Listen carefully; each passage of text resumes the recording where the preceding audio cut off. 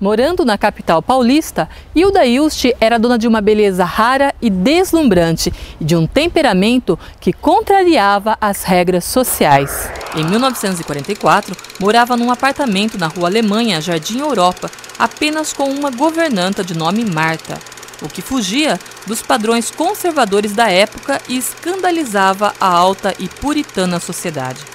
Além de se comportar de maneira ousada e provocadora, Hilda também se manifestava em público em favor da liberdade feminina, tanto no âmbito profissional e artístico, como no âmbito amoroso e erótico. Foi contra levar uma vida de mãe e dona de casa, então os únicos papéis aceitáveis a uma moça de boa família.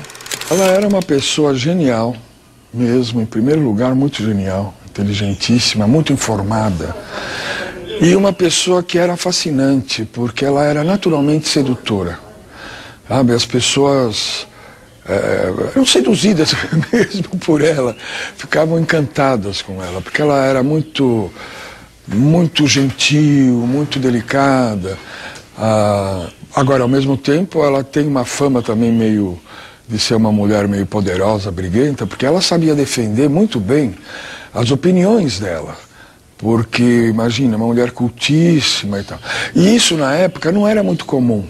Uma mulher defender nos anos 50, 60, e falar para um cara, não, você está enganado, não era muito comum. E, na realidade, a vida que a Hilda tinha nos anos 50, por aí, era a vida que qualquer menina de 12, 13, 14 anos tem hoje em dia na cidade. Não tem nada de...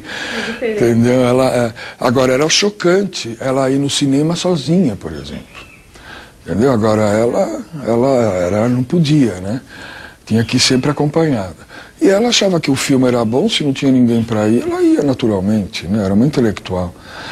Então, isso que provocava um choque de costumes. Mas a Hilda era uma pessoa bem calma, não era perigosa. Ela era jovem, né, bonita, rica, inteligente, independente, né? Então era algo muito inovador, muito ousado para a época. E havia um preconceito em relação a isso. Então, é ser bonita e inteligente, escrever bem. Ainda enquanto mocinha na Pauliceia da época, nem tanto desvairada, era comum ver Hilda saboreando o chá quase que diariamente na Livraria Planalto, com Oswald de Andrade e sua turma, e ouvindo deles, além de bonita, pensa e escreve. Nos anos de futilidade e luxúria, Hilda costumeiramente trajava modelitos da Casa Vogue, de Denner ou de Madame Rosita, e vivia rodeada de namorados ricos, que lhe ofereciam joias, peles, viagens para o exterior e até um Mercedes-Benz. Os pileques e farras no seu sofisticado apartamento em São Paulo, com uma turma de famosos, incluíam, entre outros, Jô Soares, Cassiano Gabos Mendes, Raul Cortez, Eva Vilma e Cacilda Becker. Já idosa, a bela jovem de outrora teve uma velhice mal resolvida, incomodando-se com rugas, flacidez, cabelos brancos ou a pele muito clara, cheia de manchas da idade. Não, ela reclamava, ela não gostava da velhice, né? Acho que ninguém gosta, né? Você vê a decadência física e tudo. Então ela dizia assim, Ju, para mim, para o Zé, para a Olga, para amigos, porque o maior medo que ela tinha era a debilidade física, a depender dos outros, né? A decrepitude física. E ela tinha medo do cérebro, do pensamento, de perder a lucidez. Então, mesmo ela, nos últimos anos de vida, ela era extremamente lúcida. Eu lembro, numa das vezes que eu a vi, assim, adoentada, ela me disse, o pior de tudo é que o meu corpo não obedece mais à minha mente, ao meu cérebro, que está completamente lúcido. Quero falar de amor, esse palavroso que só se mostra ausente, mas mora é a mãe de todos e de um negro transparente. Mas eu nunca sei quem sou também.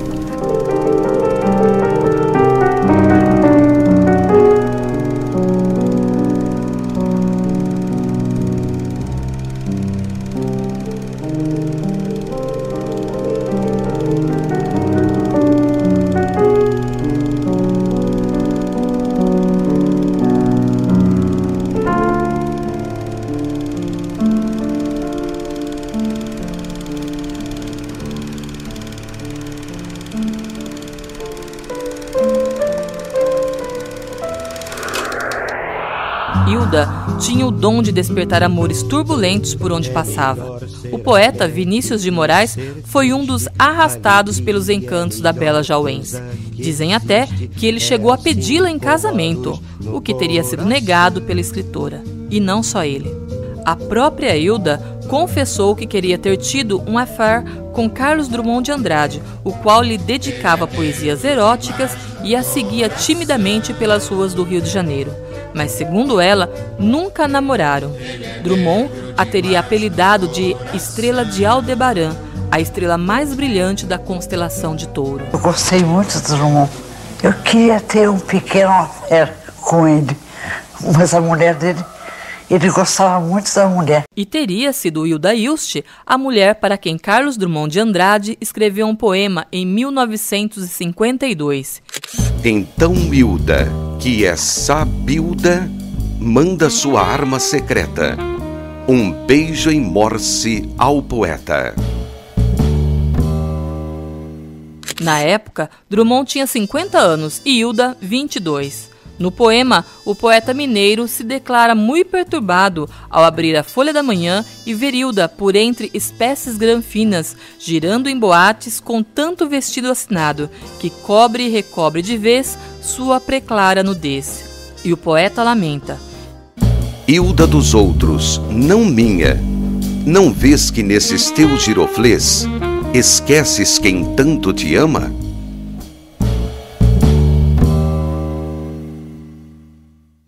Ela conheceu o Drummond através da Lígia Fagundes Telles, que também foi uma grande amiga da Hilda. A vida inteira elas foram amigas, né? E ela era amiga do Drummond, a Lígia. E numa das idas para o Rio de Janeiro, ela falou, vem comigo e tal. E a Hilda foi e aí conheceu o Drummond. Mas o Drummond, ele gostava da poesia da Hilda, achava que ela era uma boa poeta. Apesar dela ser jovem, mas ele achava que já tinha uma boa poesia. Mas ele não quis se envolver muito com a Hilda, não, porque a Hilda era muito livre demais, eu acho. Mas ele fez uma poesia, né? Mas ele fez uma poesia para a Hilda, muito bonita. Eu sou péssimo em poesia, não vou me arriscar, mas é muito interessante a poesia. Assim. Quando ela se apaixonou, a gente já sabia que ia sair um livro em seguida. Então, os livros todos dela... A fonte era o amor, a paixão. Mas eu acho que não era só, era a paixão de escrever, a paixão da vida, mas não a paixão amorosa só, que norteava a vida dela. A tristeza também norteava. Ela teve, o Pinote tinha uma filha, a Mirella, que sofreu um acidente aqui na Bandeirantes, na Anguera, aqui perto de Campinas, um acidente banal, uma queimada e a fumaça, o carro capotou, ela super jovem morreu, e ele escreveu um dos livros mais lindos de poesia, que é Cantares de Perda e Predileção, que ela dedicou a Mirella. Então, ela escreveu um livro dedicado à morte de alguém, né, à perda, à ausência. Então, o que motivava ela, a Hilda, a escrever eram temas fundamentais na nossa vida, né, que existe, que permeia a nossa vida, que é o desejo, a ausência, a solidão, a dúvida. Né, ela questionava Deus quando ela escreveu um livro, o livro de poesia que eu mais amo dela, que é Sobre a Tua Grande Face. Ela escreveu, são 12 poemas que ela questiona Deus, a divindade, né, essa coisa de ser osso, de ser carne, de perecer. Né? Então acho que tem esses temas que eles estavam ali norteando a obra dela. Se eu disser que vi um pássaro sobre o teu sexo, deverias crer. E se não for verdade, em nada mudará o universo. Se eu disser que o desejo é a eternidade, porque o instante arde, interminável, deverias crer. E se não for verdade, tantos o disseram, que talvez possa ser. No desejo nos vem sofomanias, adornos, impudência, beijo. E agora digo que há um pássaro voando sobre o Tejo, porque não posso pontilhar de inocência e poesia, ossos, sangue, carne, o agora, e tudo isso em nós que se fará desforre.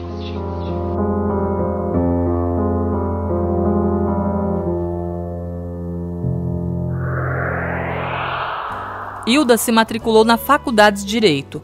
obteve a licenciatura e chegou a trabalhar no escritório de advocacia Dr. Abelardo de Souza, em São Paulo. Mas logo descobriu que não tinha qualquer vocação para a carreira dedicada às leis e resolveu viajar pelo mundo. Primeiro para a Argentina e Chile e depois, em 1957, para a Europa com as amigas. Ficou em Paris durante 6 meses e também lá a moça de beleza estonteante despertou paixões e confusões. Ela namorou Jim Martin, um dos mais influentes artistas do século XX, também Tony Curtis, Jeff Chandler e o milionário da aviação Howard Hughes. Fingindo ser jornalista, tentou conquistar, mas sem sucesso, outro galã de Hollywood, o ator Marlon Brando. É que ela, após subornar um segurança do Hotel Ritz de Paris, acabou por espionar Brando na intimidade com outro galã, Christian Marquand. Hilda também teria sido apaixonada platonicamente por Júlio de Mesquita Neto, que era um dos diretores do jornal O Estado de São Paulo, apelidado por ela de Lili. Na época, escreveu o livro Júbilo, Memória e Noviciado da Paixão, que tem as mesmas iniciais do nome Júlio de Mesquita Neto. Hilda, no entanto, não teria tido sua paixão correspondida pelo jornalista. Ela escreveu uma obra maravilhosa, que é o Júbilo, Memória, Noviciado da Paixão, motivada por uma paixão. Ao jornalista. Ao Júlio de Mesquita Neto, né? Uma homenagem a ele. Então, mas ela escrevia independente. Não foi correspondida. Não, por isso que foi, né? Mas não podia acontecer porque ele é um homem, um dono do estado de São Paulo, né? Então não podia acontecer a história. Mas ela escreveu um livro dedicado praticamente a ele. Né? O Túlio, um dos personagens do livro, é ele. Então ela escreveu motivada pela paixão, mas enfim pela ausência, pela impossibilidade da paixão. Mas casar mesmo, no papel, foi com o escultor italiano Dante Casarini, em 1968. A Hilda, ela foi casada com Dante Casarini, um escultor que está vivo, tem 77 anos, mora aqui atrás da casa, ele construiu uma casa.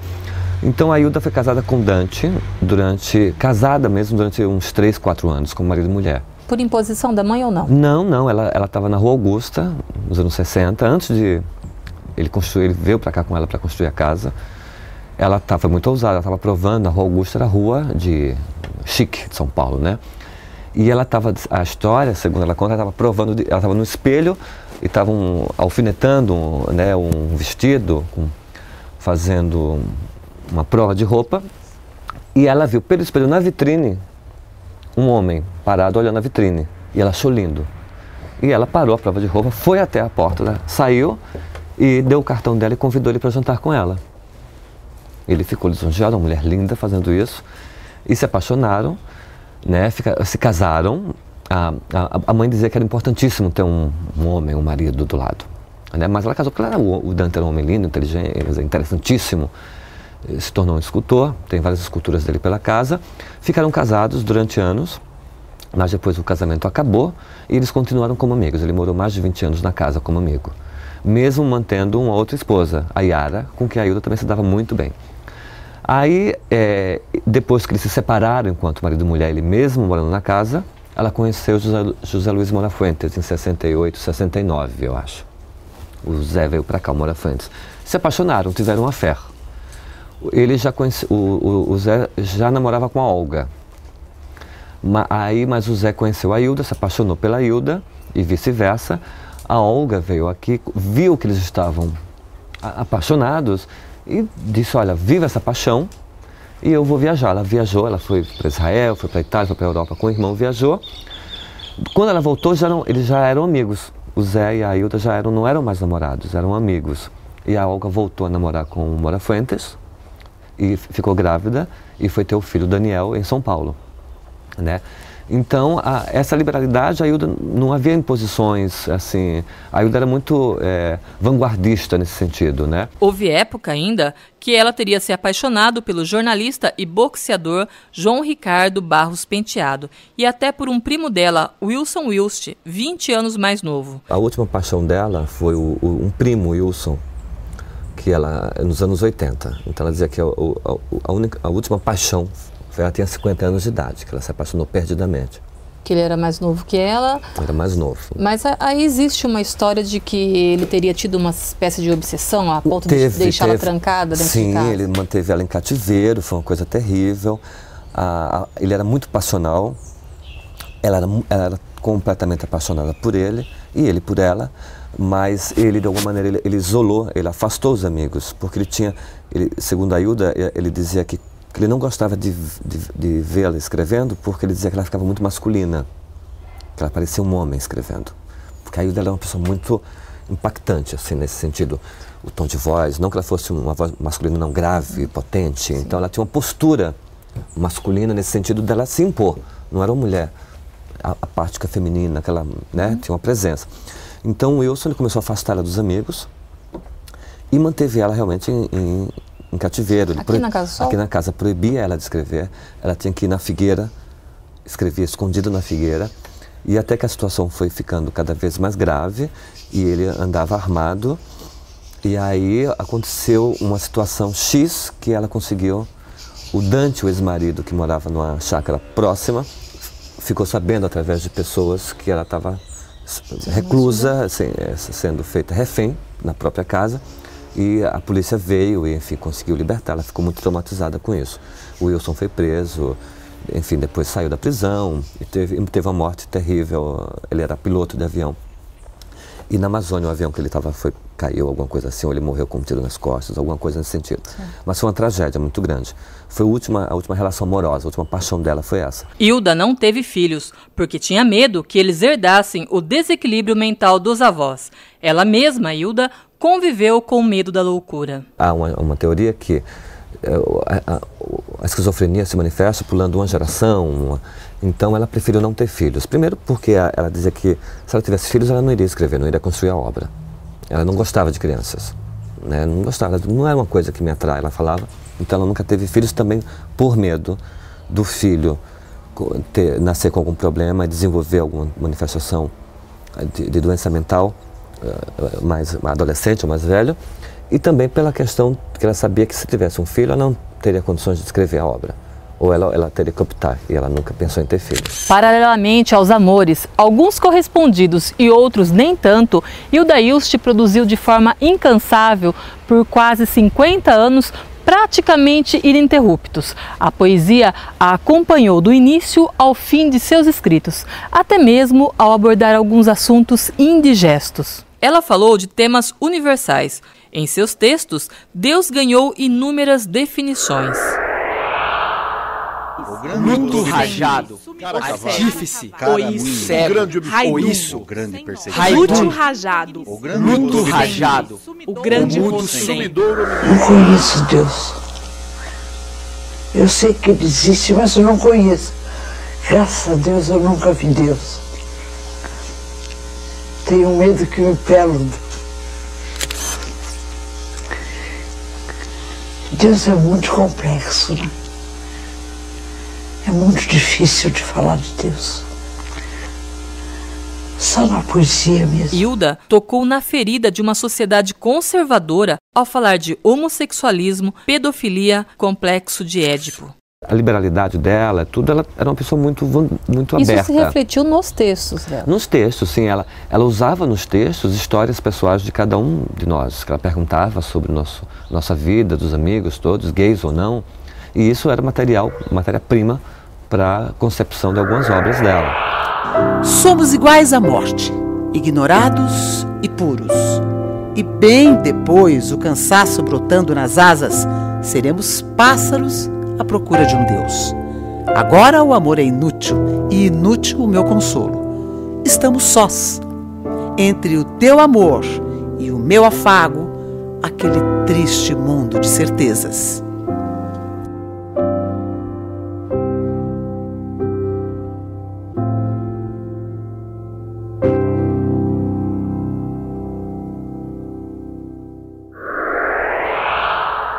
O primeiro trabalho literário de Hilda Ilst foi o livro de poemas Presságio, de 1950.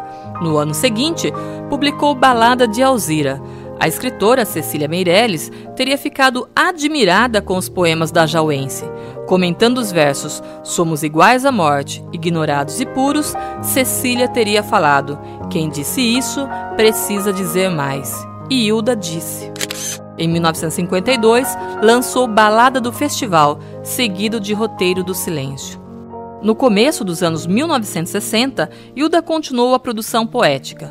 Foram publicados os livros de poemas Trovas de Muito Amor para um Amado Senhor, em 1960, Ode Fragmentária, em 1961 e, em 1962, 7 Cantos do Poeta para o Anjo. Mas a parte mais substancial de sua obra foi escrita entre 1963 e 2002, morando na Casa do Sol, em Campinas. Antes disso, ela morava em São Paulo, no Pacaembu.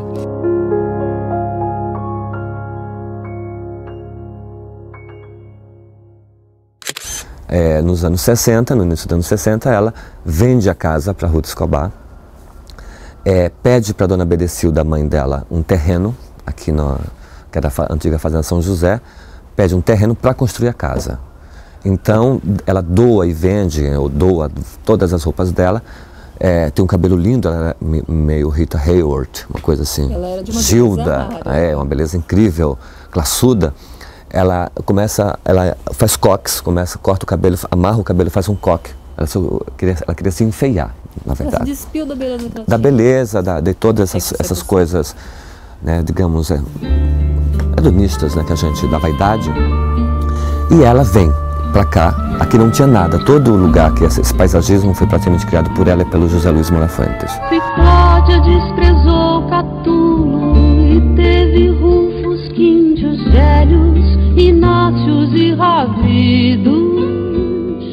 Tu podes muito bem, Dionísio, ver mais 5 mulheres e desprezar a Ariana, que é centelha e âncora e que terrestre não. Resolvi morar em Campinas, porque em São Paulo a minha vida era muito agitada.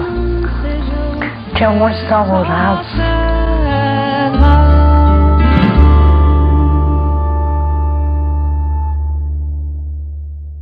Essa figueira centenária, figueira emblemática da casa, que existe aqui antes da construção da casa, a figueira já existia. Todo esse paisagismo em volta foi criado a partir da construção da casa. Mas a primeira coisa que a Hilda construiu aqui na casa mesmo foi essa mesa com esses 4 lugares, esses bancos de pedra. E por que esse espaço aqui é considerado mágico? A figueira já tem toda uma simbologia em si ligada a algo muito ancestral, muito antigo, ligada ao tempo, né? E a Hilda, ela de certa maneira imantou, porque você pode imantar os lugares, os objetos com a sua energia, com as coisas. Quando a Hilda veio para cá, ela construiu essa mesa, essas cadeiras, para observar a casa ser erguida, porque ela dizia, de novo, eu vou construir a casa para construir a obra. E a figueira, ela sempre vinha, por coincidência, em épocas de lua cheia, como nós estamos nessa semana, esses dias, para fazer pedidos. Então, ela dizia que todo mundo que vinha à casa poderia fazer pedidos à figueira, tem que tocar na figueira e fazer pedidos. O Caio Fernando Abreu, por exemplo, quando ele morou aqui, um ano, nos anos 70, ele estava concorrendo, ele tinha uma voz que ele não gostava, uma voz aguda, que ele detestava. E ele estava concorrendo a um prêmio literário muito importante. E ele queria ser um grande escritor. E aí eu disse, por que você não vai à figueira fazer os pedidos da figueira? E segundo a lenda, a Hilda e o próprio Caio dizia, ele veio à figueira e pediu para a figueira 3 pedidos, que era para que a voz dele mudasse, que ele queria ter uma voz mais forte, mais potente, que ele ganhasse um prêmio, esse prêmio que ele estava concorrendo, e que ele se tornasse um escritor conhecido. E aí os 3 pedidos foram atendidos. No decorrer das semanas seguintes, a voz dele foi paulatinamente mudando. Poxa. Ele ganhou o prêmio no Rio de Janeiro, esse prêmio literário, e começou a escrever a obra, começou a viajar, se tornou uma pessoa conhecida, né? Então, eu mesmo já fiz vários pedidos da figueira e foram atendidos. Então, a gente sempre convida os residentes, os visitantes a virem à figueira. E ela se tornou uma coisa emblemática na obra dela. Ela cita a figueira inúmeras vezes, ela sempre vinha à figueira, sentava aqui para ler. Ela tinha um ritual. Tinha um ritual que sempre nas noites de lua cheia eram as noites mais poderosas para se fazerem pedidos, né? Então a figueira se tornou um ponto quase turístico no Instituto, na Casa do Sol, mediante essa questão emblemática, mágica que ela tem. Vamos fazer um pedido então? Por favor. Eu já fiz os meus ontem mesmo, que era lua cheia, Você pode fazer, tem que tocar na figueira. Como que funciona? Você tem que tocar nela e você mentaliza 1 ou 3 pedidos.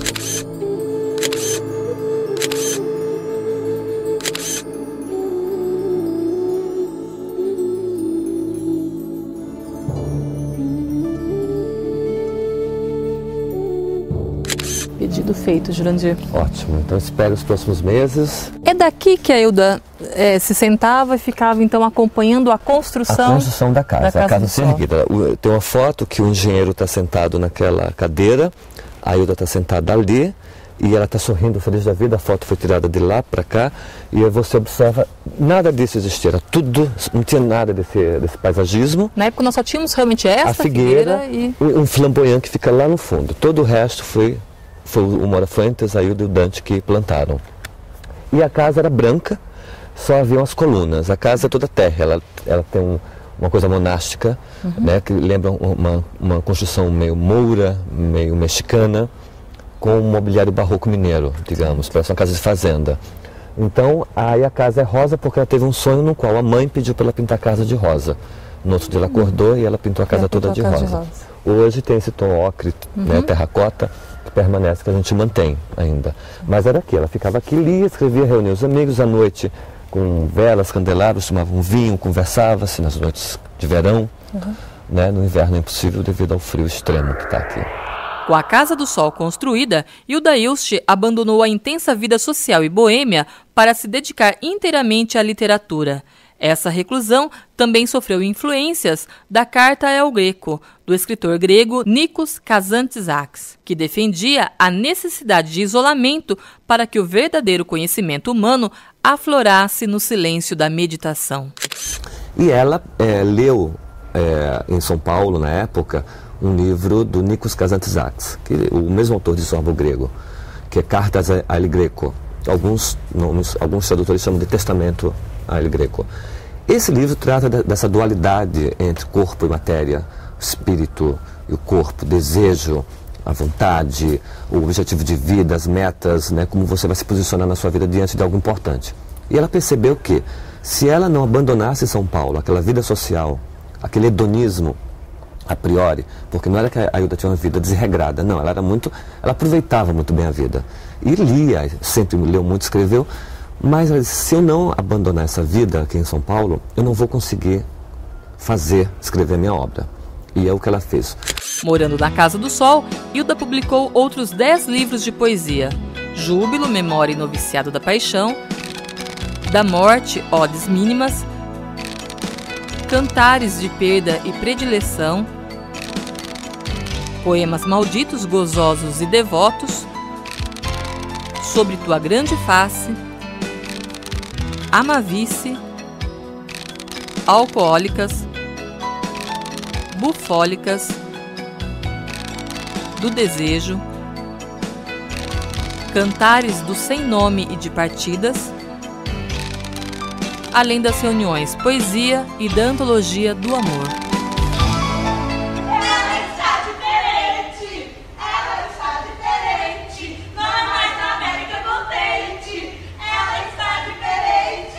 Hilda dedicou-se também à dramaturgia, escrevendo as peças A Possessa, O Rato no Muro, de 1967, O Visitante... Tenho quase certeza de que uma coisa move-se em mim, se acrescenta aos poucos, como uma escada se encurvando, descendo. Alto da Barca de Camiri, O Novo Sistema e Aves da Noite, todas de 1968. Mas é tão moço, qual a sua idade? 47. Jovem, muito jovem, muito jovem. Eu não aguento mais o trabalho. Não aguento. Muito bem, pai. Qual o seu número? 670. Como quiser. O Verdugo e sua última obra teatral, A Morte de Patriarca, ambas de 1969. Para cada um fugir desse campo de concentração, alguns vão apodrecer na cela da fome. Hilda iniciou em 1970 a escrita em prosa com a narrativa Fluxo Floema, seguida por quadós, ficções, Tu Não Te Moves de Ti, A Obscena Senhora D, com Meus Olhos de Cão e outras novelas. Escreveu também Ruth Lunada, que lhe rendeu um prêmio Jabuti e Estar Sendo Tercido. E eu lembro, tem uma história que ela foi na época da ditadura, dos anos 60, dos anos de chumbo. E ela já estava morando aqui, quando, em volta de 67, ela lançou uma coletânea de poesia dela, que pegava dos anos 50 até os anos 60. Mas alguns críticos falavam que ela tinha se isolado na Torre de Marfim, aqui, e que ela não era comprometida com a situação política que existia na época, né? E ela rebateu isso dizendo que não, vocês estão completamente equivocados, eu não moro na Torre de Marfim, eu moro na Torre de Capim. E eu vou provar que eu sou comprometida, sim, politicamente. E em 2 anos, praticamente, ela escreveu 8 peças de teatro, que são fenomenais, que são peças eminentemente políticas, né? E aí ela escreveu esse grupo de peças entre 68 e 69, praticamente, ela escreveu. E aqui ela só foi publicar o primeiro livro de prosa dela, que é o Fluxo Floema, aqui na casa, em 70. Ela lança o primeiro livro de prosa dela.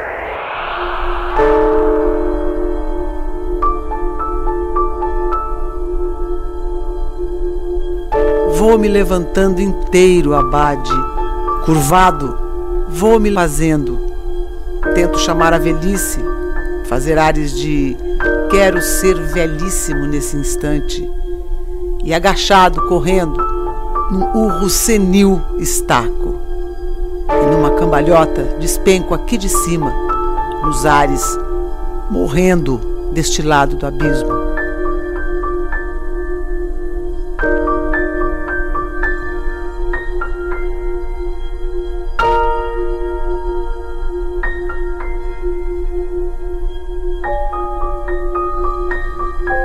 Para onde vão os trens, meu pai? Para Mahaltami, Camiri, espaços no mapa. E depois o pai ria. Também para lugar algum, meu filho. Tu podes ir, e ainda que se mova o trem, tu não te moves de ti.